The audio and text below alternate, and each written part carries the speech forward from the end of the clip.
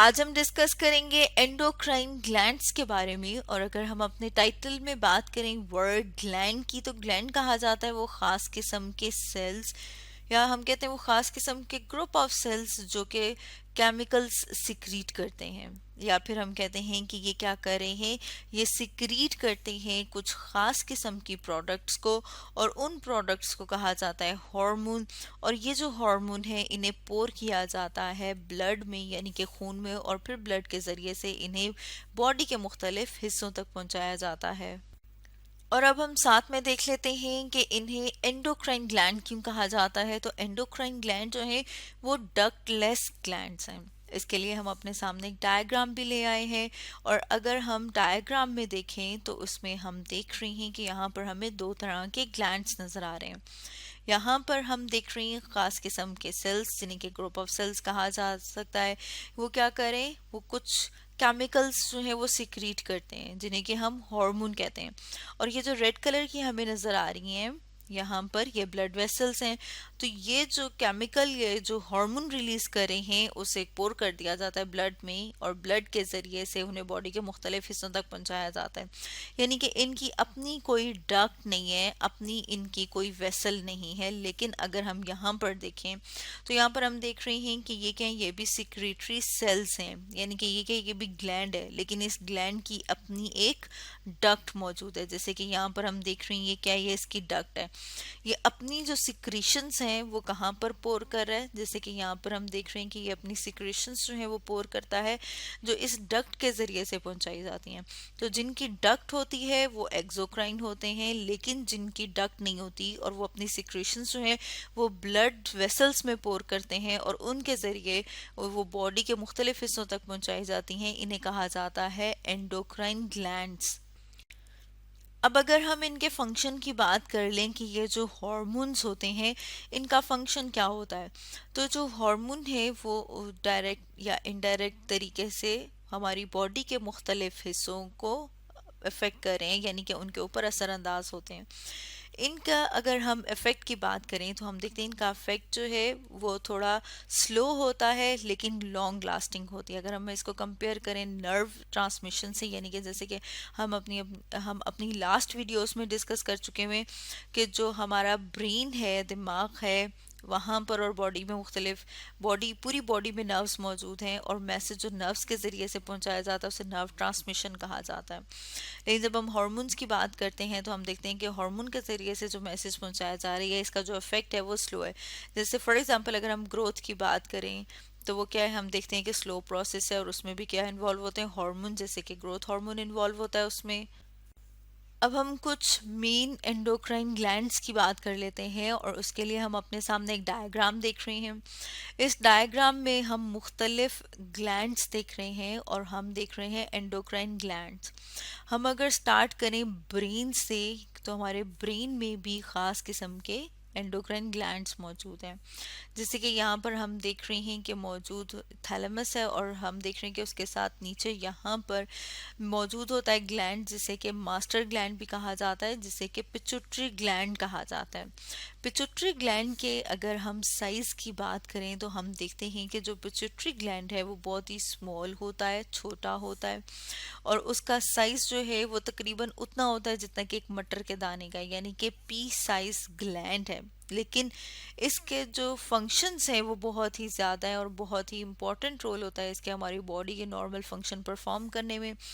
और ये जो ग्लैंड है ये हमारी बॉडी में मौजूद और जो ग्लैंड है उनकी सिक्रीशंस को भी कंट्रोल करता है, इसलिए इस ग्लैंड को मास्टर ग्लैंड भी कहा जाता है।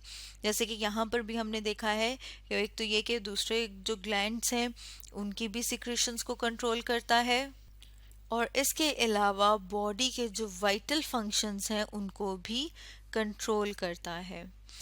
इसके साथ साथ हम थोड़ा सा अगर डाउनवर्ड मूव करें बॉडी में तो हम यहाँ पर देखते हैं कि जो नेक एरिया है, इस नेक एरिया में मौजूद होता है ग्लैंड जो कि बटरफ्लाई शेप है। जैसे आप यहाँ पर देख रहे हैं ऐसे लग रहा है हमें जैसा तितली सी यहाँ पर मौजूद होती है। और इसको जब हम बड़ा करके देखते हैं, इनलार्ज करके देखते हैं, तो हमें नज़र आता है यहाँ पर थायराइड ग्लैंड। जो थायराइड ग्लैंड है वो दो तरह के जो हार्मोन है उनको सिक्रीट करता है। और उसमें अगर हम बात करें कि जो थायरॉक्सिन है, थायरॉक्सिन की सिक्रीशन के लिए आयोडीन जो है बहुत ज़रूरी है। आपने बहुत सारे कमर्शियल्स में देखा होगा कि आयोडीन मिला नमक इस्तेमाल करना चाहिए। तो वो क्यों होता है? क्योंकि जब डाइट में आयोडीन होगा तो उसकी वजह से जो थायरॉक्सिन की प्रोडक्शन है या फिर जो सिक्रीशन है वो इजी रहेगी और नॉर्मल रहेगी। अब अगर हम इसके फंक्शन की बात करें तो हम देखते हैं कि ये बहुत ज़रूरी है बॉडी की जो नॉर्मल ग्रोथ है उसके लिए। इसके अलावा हम देखते हैं कि ये बॉडी में कैल्शियम के लेवल को कंट्रोल करने के लिए भी बहुत ज़्यादा ज़रूरी है। और हम देखते हैं कि अगर हम बात करें कि ये बॉडी में बॉडी की जो नॉर्मल ग्रोथ है उसके लिए बहुत ज़रूरी है। तो उसके लिए क्यों ज़रूरी है? क्योंकि बॉडी का जो मेटाबॉलिज्म है उसको भी कंट्रोल कर रहा होता है थायराइड ग्लैंड यानी उसकी सिक्रेशंस को। तो इसके साथ साथ हम यहाँ पर देख रहे हैं कि इसके प्रोडक्शन के लिए यानी जो थायरॉक्सिन है उसकी सिक्रीशन के लिए आयोडीन हमने बात की थी ज़रूरी है। अगर आयोडीन की कमी हो जाए यानी कि आयोडीन की अगर डेफिशिएंसी हो जाए तो उसकी वजह से क्या हो सकता है? तो हम देखते हैं कि उसकी वजह से ग्वाइटर हो सकता है या जिसे उर्दू ज़ुबान में गिलहड़ कहा जाता है। या फिर आपने देखा होगा कि कुछ लोगों की जो गर्दन है वो फूल जाती है। और वो फूल के कितनी हो जाती है? मतलब वो यहाँ पर आपको इतनी बड़ी स्वेलिंग सी नज़र आती है, बाहर को आउटग्रोथ सी नज़र आती है। तो बेसिकली होता क्या है, जो थायराइड ग्लैंड है वो स्वेल कर जाता है। और किस क्या फॉर्म हो जाती है यानी कि उसको क्या होता है? ग्वाइटर होता है। इसके साथ अब अगर हम एक और ग्लैंड की बात करें जो थायराइड ग्लैंड के साथ मौजूद है, इसे कहा जाता है पैराथायरॉयड ग्लैंड। अब ये जो पैराथायरॉयड ग्लैंड है इसको हम साथ में यहाँ पर एनसर्कल भी कर सकते हैं कि यहाँ पर जो इसकी पोस्टीरियर साइड है उसके ऊपर हमें छोटे छोटे से 4 सर्कल नजर आ रहे हैं, जिसे हमने यहाँ पर ब्लैक कलर से दोबारा एनसर्कल किया है। यानी कि 4 स्मॉल ग्लैंड्स मौजूद होते हैं जिन्हें के पैराथायरॉयड कहते हैं। इसके साथ साथ हम देख रहे हैं कि जो पैराथायरॉयड ग्लैंड है वो कहाँ पर लोकेटेड है। जैसे कि अभी हमने बात की थी कि वो पोस्टीरियर साइड पे यानी कि नेक रीजन में ही, गर्दन में ही थायराइड के पोस्टीरियर साइड पे बिहाइंड द थायराइड मौजूद होता है। जैसे कि हमें पता है कि जितने भी ये ग्लैंड्स हैं इनकी कोई ना कोई सिक्रीशंस हैं, ये क्या करें, ये हार्मोन रिलीज करते हैं। तो अगर हम इनकी बात करें यानी पैराथायरॉयड के ये क्या रिलीज करता है, तो हम देखते हैं कि ये जो है वो कॉन्टिन्यूसली कैल्शियम के लेवल को मेंटेन कर रहा होता है और मॉनिटर कर रहा होता है। यानी कि हमारे ब्लड में, हमारे खून में जो कैल्शियम का लेवल है उसको रेगुलेट कर रहा है कौन सा वाला ग्लैंड? उस ग्लैंड को कहा जाता है पैराथायरॉयड ग्लैंड। अब अगर हम ये देखें कि इस ग्लैंड की जो है वो कोई abnormality हो जाती है या फिर ये जो ग्लैंड है वो प्रॉपर फंक्शन परफॉर्म नहीं कर पाता, तो उसकी वजह से क्या होगा? तो ये जो है वो कैल्शियम के लेवल को मॉनिटर नहीं कर सकेगा।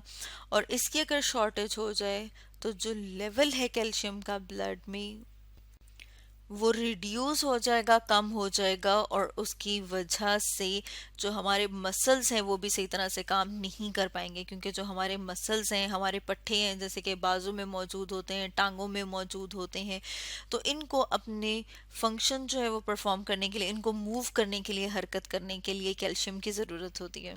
अब अगर कैल्शियम का लेवल कम हो जाएगा तो मसल्स जो हैं वो अपना फंक्शन सही तरीके से परफॉर्म नहीं कर सकेंगे।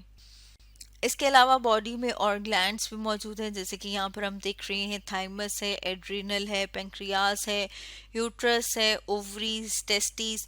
बाकी के जो एंडोक्राइन ग्लैंड्स हैं वो हम डिस्कस करेंगे अपनी नेक्स्ट वीडियो में। तो स्टूडेंट्स, आज हमने डिस्कस किया एंडोक्राइन